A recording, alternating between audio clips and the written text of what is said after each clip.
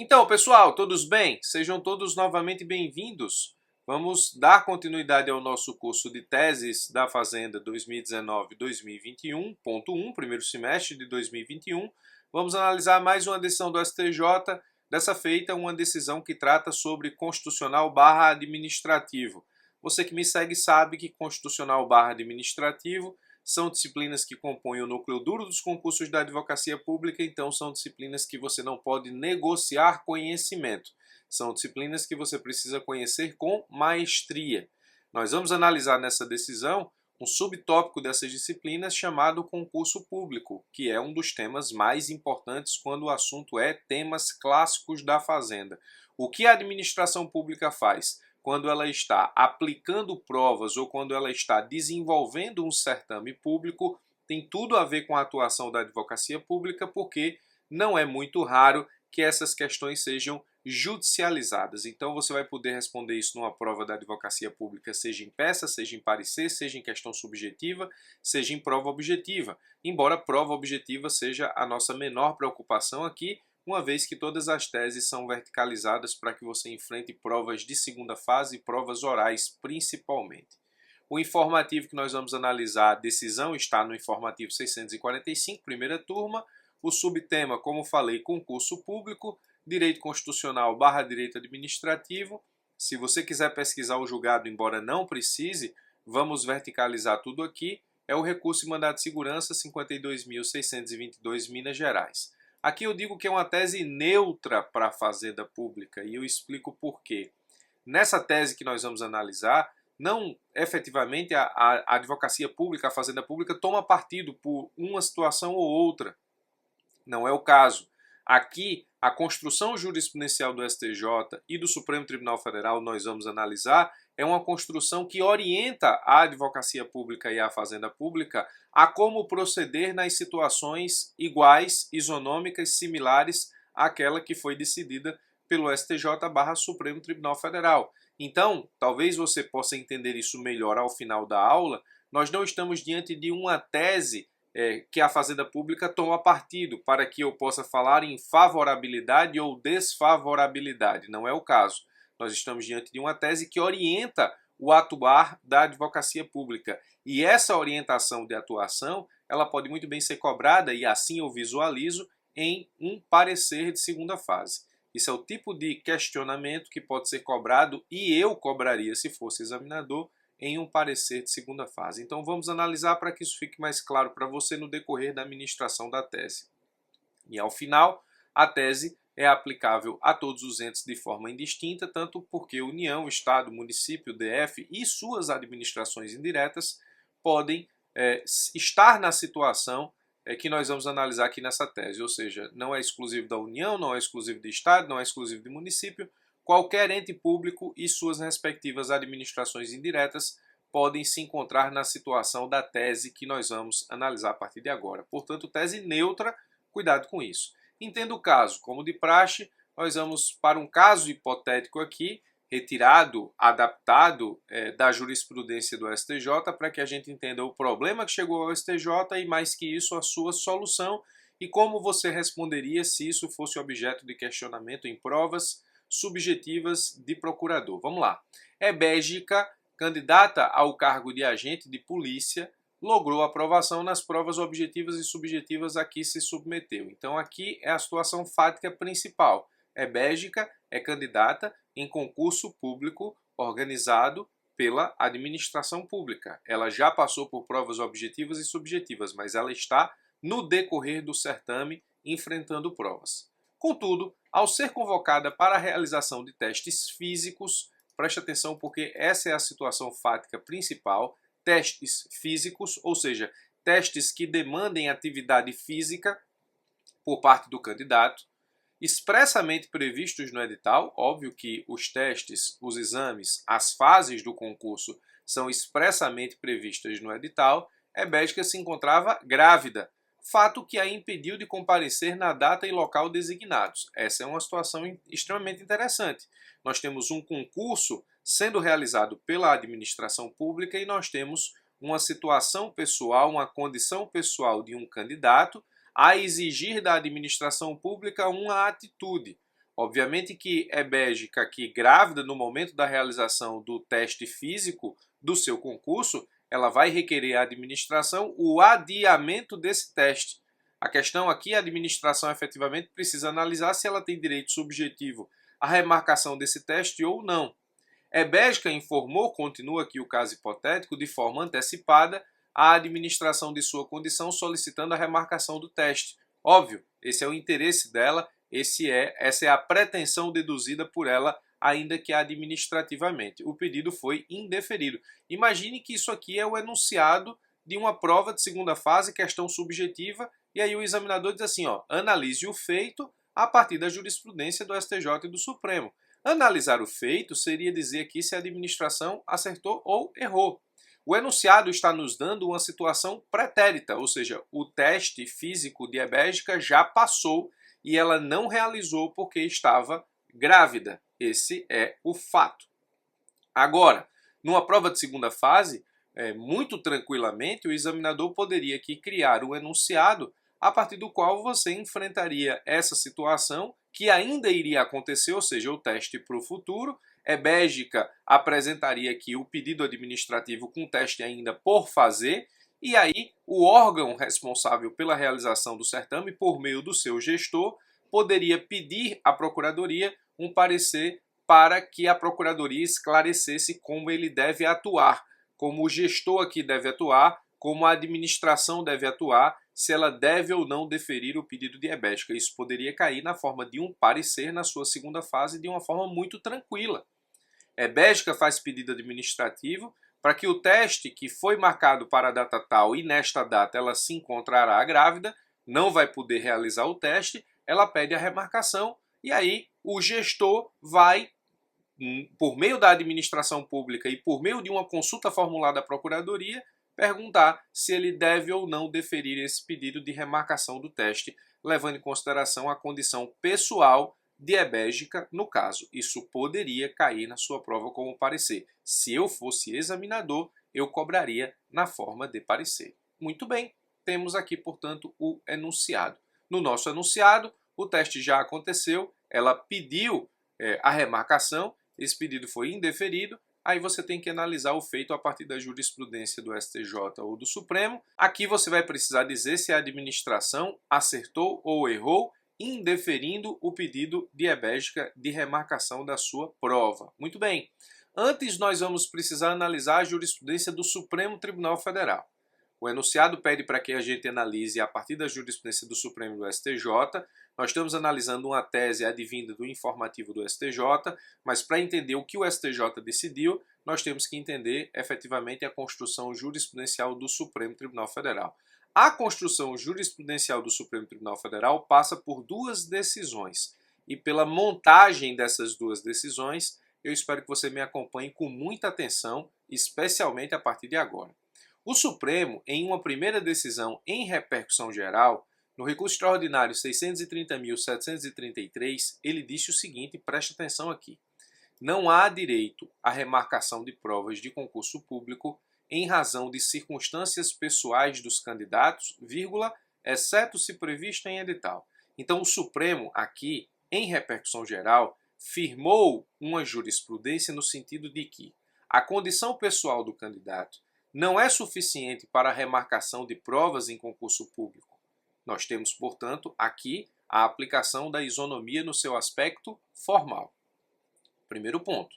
A condição pessoal do candidato não gera remarcação de provas em concurso público, porque se fosse assim, se fosse possível remarcar em razão da sua condição pessoal, nós estaríamos tratando esse candidato de uma forma diferenciada em relação a todos os demais inscritos no concurso e isso afronta a isonomia no seu aspecto formal. Então a isonomia formal, nos termos do que disse o Supremo Tribunal Federal, impede com que a administração trate de forma diferenciada um candidato em razão de sua condição pessoal, exceto se essa condição pessoal estiver prevista em edital.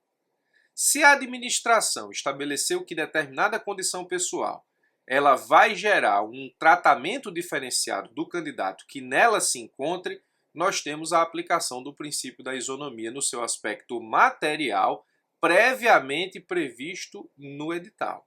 Então, o aspecto da aplicação da isonomia aqui no formal, nós temos que tratar todos os candidatos de forma igual, sem levar em consideração suas condições pessoais, e o aspecto do tratamento do princípio da isonomia na sua versão material estabelece que o edital pode prever que circunstâncias específicas sejam tratadas de forma diferenciada.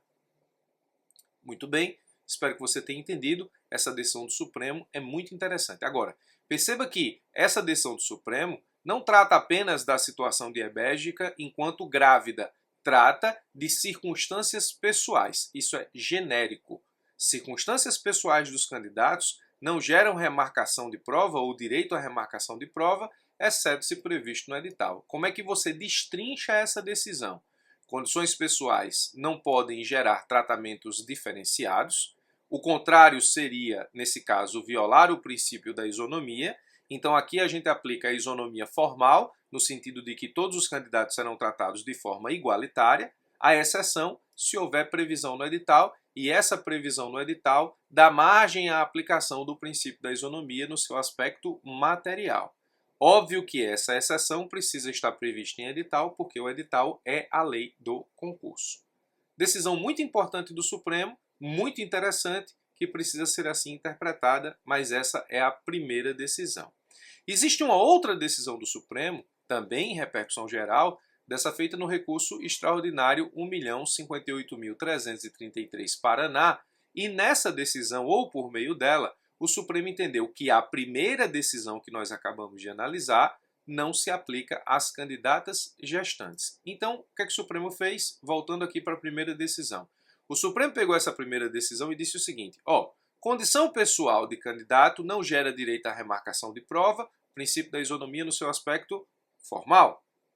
Agora, se essa condição pessoal estiver prevista no edital, eu vou aplicar a isonomia no seu aspecto material e vou poder remarcar prova se essa condição específica estiver prevista no edital. Agora, mesmo que o edital não preveja condição específica para a remarcação de prova para a candidata gestante, ela pode ter remarcação de prova, ainda que não haja previsão no edital, porque a sua situação específica gera a aplicação do princípio da isonomia no seu aspecto material. Então, o que é que o STJ, o que é que o Supremo, melhor dizendo, disse? Firmou a seguinte tese: é constitucional a remarcação do teste de aptidão física de candidata que esteja grávida à época de sua realização, independentemente da previsão expressa em edital do concurso público. Independentemente da previsão expressa em edital no concurso público. Ou seja, a parte mais importante da decisão do recurso extraordinário 1.058.333, ou seja, segunda decisão, é desatrelar a condição da gestante para a remarcação de prova à prévia existência do edital. Essa é a parte mais importante da segunda decisão do Supremo Tribunal Federal. Porque antes eu só podia excepcionar tratamento diferenciado por condição especial, primeira decisão, se houvesse previsão no edital. O Supremo disse, ainda que não esteja previsto no edital, a condição de gestante gera tratamento especial, portanto, aplica o princípio da isonomia no seu aspecto material, ainda que essa condição não esteja previamente prevista no edital. Presta atenção que aqui nós temos uma segunda decisão que complementa a primeira decisão. É como se o Supremo tivesse estabelecido uma tese na primeira decisão e na segunda decisão ele tivesse dito, aquela tese que eu estabeleci, ela não se aplica à gestante, ou seja, mesmo que a condição de gestante não esteja previamente prevista no edital, ela tem direito subjetivo à remarcação do teste, porque no momento da realização do teste se encontrava grávida. Muito bem, presta atenção. O que eu falei aqui, o que é mais importante dessa tese na segunda decisão é que, independentemente da previsão expressa em edital do concurso público, a gestante tem o direito à remarcação. Essa expressão excepciona o que está plasmado na primeira decisão. A primeira decisão é princípio da isonomia no seu aspecto formal para todo mundo, excepcionada as previsões específicas previstas no edital. Segunda decisão, excepcionado também a questão da gestante, ainda que não esteja prevista em edital. Eu espero que você, nesse caso específico, tenha entendido a construção do Supremo para que você possa responder isso com maestria numa segunda fase. O princípio aqui aplicado na primeira decisão é o da isonomia, no seu aspecto formal e na exceção no seu aspecto material. O princípio aqui da segunda decisão é a isonomia no seu aspecto material para a condição de gestante, mas esse princípio da isonomia no seu aspecto material para a condição de gestante é reforçado pelos valores constitucionais de saúde, maternidade, família e planejamento familiar. São esses valores constitucionais que fazem com que o Supremo trate a gestante na segunda decisão de uma forma diferenciada. Ou seja, esses valores constitucionais atraem para a gestante a aplicação do princípio da isonomia no seu aspecto material. Disse o Supremo, por ter o Constituinte estabelecido expressamente a proteção à maternidade, à família e ao planejamento familiar, a condição de gestante goza de proteção constitucional reforçada. Em razão deste amparo constitucional específico, a gravidez não pode causar prejuízo às candidatas sob pena de malferir os princípios da isonomia e da razoabilidade. Então, voltando aqui para o nosso enunciado, analisando o feito a partir da jurisprudência do Supremo, a administração pública errou ao indeferir o pedido de habeas. Aí você poderia dizer, sim, professor, mas o que é que tem no recurso de mandado de segurança 52.622? Bom, vamos, portanto, analisar agora o que disse o STJ. O STJ, e aí eu vou te adiantar, ele pegou toda a construção jurisprudencial do Supremo para a condição gestação e aplicou à candidata lactante. O STJ disse, a candidata, ao ser convocada para curso de formação para o cargo de agente penitenciário feminino, encontrava-se em licença maternidade com apenas um mês de nascimento de sua filha, período em que sabidamente todas as mulheres estão impossibilitadas de praticar atividade física. Aqui a situação específica é gestação ou condição de lactante e a necessidade de realização de atividades físicas. Disse o STJ, estando totalmente voltadas, no caso a mulher do caso, lactante, a candidata lactante, estando totalmente voltada para a amamentação e cuidados com o recém-nascido. Então, o STJ pegou toda a construção jurisprudencial do Supremo, que precisamos conhecer, e aplicou à candidata lactante. O resumo da ópera é esse aqui, ó. É constitucional a remarcação de custo de formação para o cargo de agente penitenciário feminino. Aqui você poderia trocar toda essa expressão, remarcação de custo de formação para o cargo de agente penitenciário feminino, para remarcação de teste físico, para remarcação de atividade física de candidata que esteja lactante barra gestante, juntando jurisprudência do STJ com jurisprudência do Supremo, à época de sua realização, independentemente da previsão expressa em edital de concurso. Então, se o edital do concurso faz previsão ou não para a condição específica de gravidez ou para a candidata lactante, não importa, elas possuem direito subjetivo à remarcação dos testes físicos ou de qualquer fase do concurso que exija a realização de atividade física. Então, o Supremo disse que condição pessoal não gera direito à remarcação, salvo situações previstas no edital. Depois o Supremo adequou essa tese para dizer, independentemente de previstas ou não do edital, a condição da candidata grávida é condição especial que gera aplicação do princípio da isonomia material, portanto, ela tem direito subjetivo à remarcação de atividades físicas, testes ou fases de concurso. O STJ, no recurso de mandado de segurança que estamos analisando, pegou toda essa construção jurisprudencial e aplicou à candidata lactante. Mas nós não poderíamos explicar o recurso de mandado de segurança sem desenvolver tudo aquilo que efetivamente entendeu o Supremo Tribunal Federal em relação à candidata grávida. Então preste bastante atenção. Por isso que, voltando agora, eu disse que a tese é neutra para a Fazenda. Por que neutra? Porque a Fazenda não tem interesse direto na remarcação ou na não remarcação. Não é esse o interesse da Fazenda.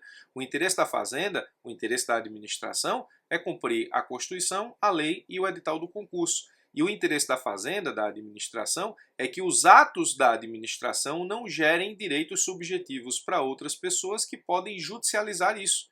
Não é raro a judicialização de questões em concurso público. Então, por exemplo, se a administração pública remarca esse teste e isso viola direito subjetivo de todos os outros candidatos do concurso, então essas pessoas vão judicializar isso, a administração pública terá mais trabalho em relação a esse certame em si. O objetivo da Fazenda é efetivamente cumprir a Constituição, a lei e também o edital do concurso, sem fazer com que seus atos administrativos gerem direitos subjetivos que deem margem a judicializações sem fim, atrapalhando, portanto, o certame. Então, a decisão do STJ e do Supremo, ela não é contrária ou desfavorável ou favorável à Fazenda. É uma decisão que orienta a Fazenda Pública como proceder no caso, justamente para que ela possa levar a bom termo o certame público, o concurso público. Esse é o objetivo principal dessa tese. Como disse, muitas chances de cobrança de uma tese dessa em um parecer de segunda fase de concursos da advocacia pública ou questões subjetivas. Não é tese favorável nem desfavorável, é uma tese que orienta como proceder a administração, e orientar como proceder a administração é uma das principais funções da atividade consultiva da advocacia pública por meio da emissão de pareceres, razão pela qual essa tese tem tudo para estar em provas da advocacia pública, exigindo dos candidatos a feitura de uma peça consultiva, ou seja, a feitura de um parecer. Tese 5 ministrada. Muito obrigado pela sua atenção, forte abraço e até os nossos próximos encontros.